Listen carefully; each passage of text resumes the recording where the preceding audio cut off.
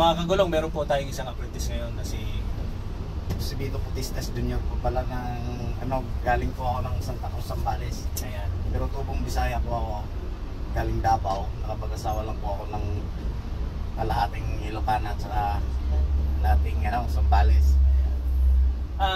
Anong kumpanya ka galing? At ano ang dinadrive mo doon sa mga kumpanyang napasukan? Nung una ko pong dinag-drive dati, mga tracking pa, bago pumunta ako dito sa Maynila, naging city operation ako ng Malanday Metrolink na bus.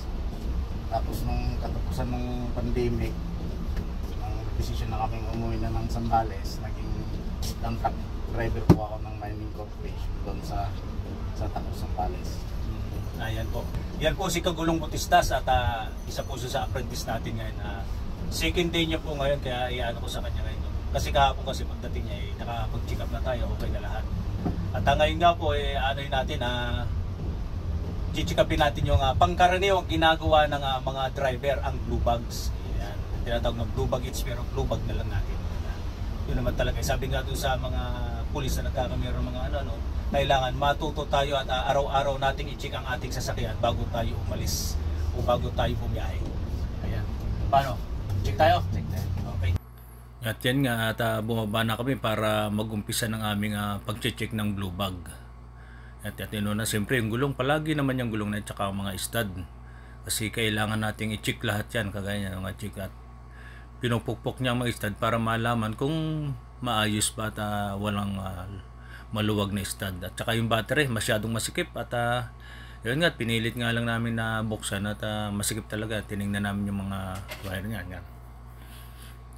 mga nasa polo, okay naman, matitigas. Kaya yung tubig nga lang talaga hindi namin nakita gawa ng pero bago naman yung battery natin kaya walang problema.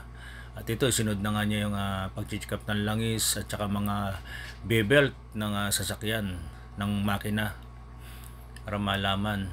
Ayan, at kahit paano sinilip ko rin at yun pinay-start ko sa kanya. At maganda naman ang ikot ng ng belt. At sinarado ko na nga ang ating hood.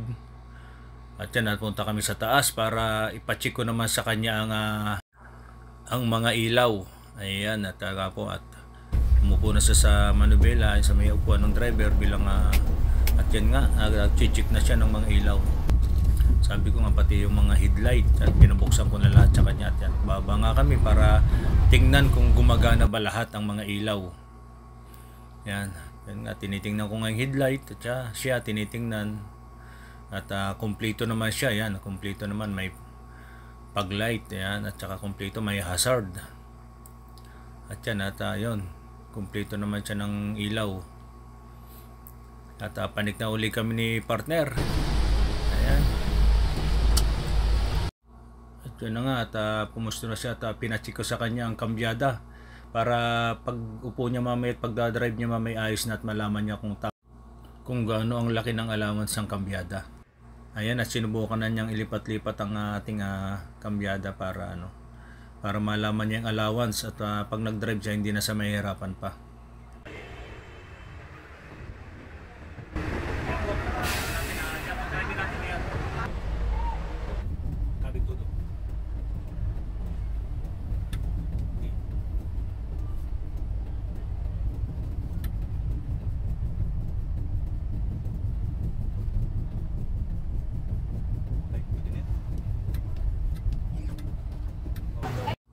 Ayan nga, at palabas na kami ng JB para pumunta na sa terminal. Ayan po, at diretso tayo ng terminal para pumila at alis po tayo ng 12:30 pa rin dito sa Pasay. At yan, habang habang nagdadrive siya, nasa likod niya ako at inaalalayan ko sa kaliwat kanan para kahit pa paano po maanohan natin, maalalayan natin. At ito na nga, dito na kami sa terminal ng 5 star para po pumila at tayo at makapag ipon na tayo ng pasahero. At siya na rin po ang siya na rin ang maglalagay diyan sa ating slot. Kasi po kailangan po nilang matuto rin diyan para sa pagsulo na nila okay na. Kaya po kasi si Sir Berida nagpapa drive test ng 00 kasi pagdating po kasi sa terminal yun po ang kailangan. Ipasok nila ng maayos ang bus sa slot. At yan na nga po, umatras na si Putistas, si partner para po para ilagay sa islat ang ating bus. Ayun po, kasi po medyo alanganin kasi dito, kaya kailangan laging nakaalala yung ating konduktor paglalagay niyan. May allowance naman po, hindi man po 0-0 kasi pag kasi 0-0 diyan, mawawalan po kasi ng space para sa paglalagay ng bagahe sa sa estribo. Kaya po kahit papaano may allowance yan, at saka kailangan talaga ng konduktor para kahit papaano po hindi masagi natin ang mga side mirror ng mga nakapilang bus. Yan po ang ginagawa namin dito sa terminal, araw-araw po ng aming pagpila dyan. Kailangan lagi nakaalala yung ating kumusta mga naman? konduktor. Kumusta naman ang pag-ano? Okay naman. Ay mo naman ang maayos, no? Para nga po, naiayos na ni partner yung ating bus na sige po, update na lang, update sa mga katulong. At yan nga po, nagsasakay ng ating mga pasahero.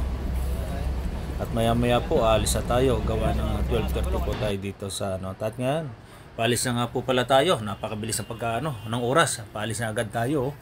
At yun po, dire-diretso na tayo ng Pabulinaw niyan, mga kagulong. Ayan. Ayan po, at nasa likod pa rin niya ako para alalayan siya hanggang sa pagdadrive niya hanggang sa probinsya.